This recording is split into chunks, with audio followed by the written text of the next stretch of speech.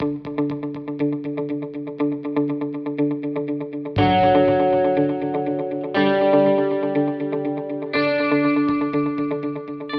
I got started in live music business when I was a teenager. My dad actually started his own company back in the 60s and 70s in New York. I was a little kid and I would tag along with him and go to the shows. He used to present a lot of the big salsa acts back then. The tropical music movement was really huge in that time period.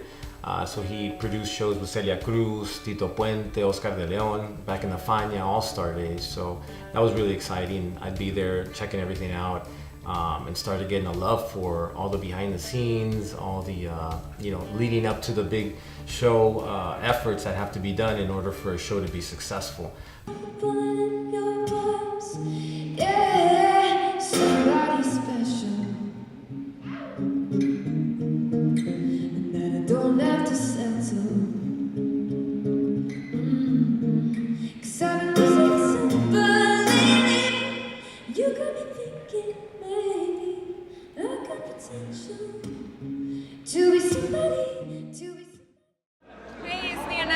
You're watching Teve.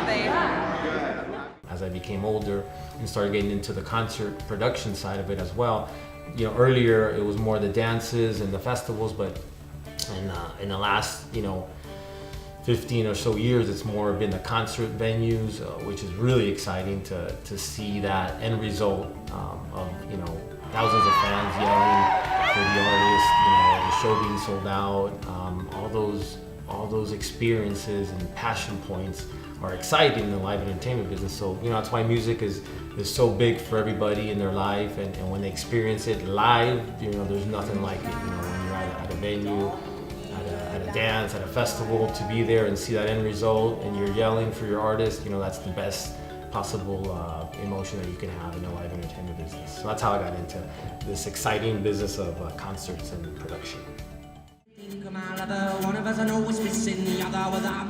Nowadays, it's all about social media, but radio is somewhat still important to also have presence on the radio, for the artist to have its own spots, for the show to have a lot of promo leading up to the show, different contests, promos, ticket giveaways, meet and greets. Thank you very much. As I said, it's always been a dream to come here and play. I know I've played here a few times, but to be sat here on stage with my acoustic guitar.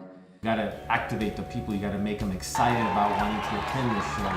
You start focusing in on the production of the artist. You're getting the writers from the agent or from the manager, and you gotta look at what the artist is requiring as far as production goes, lights, sound, video. You gotta provide that. If it's a big writer, sometimes you negotiate with the artist to bring it down depending on the level of artist that you're dealing with, because production can run very expensive.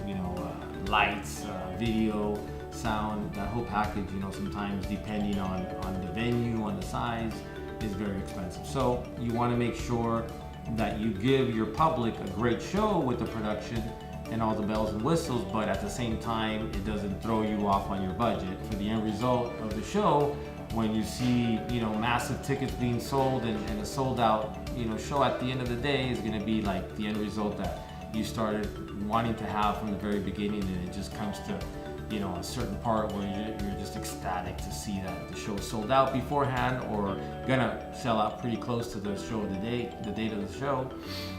And that's basically the main point from A to Z, to producing, to being on top of the show, promoting it, and making it the best experience possible for the fan, the artist, the management, and you as a promoter with all your partners, to get that end result when you open up the doors and you have a sold out show, and the artist goes on stage and you hear the massive screaming of all the fans. That's like the best thing that a promoter can experience. So those are the basic guidelines of producing a concert or an event. Looking to the sky in the pipe of a lightning bolt. The ink's parted for her, but it only brought me torture. That's what happened when it's you that's standing in the path of a lightning bolt.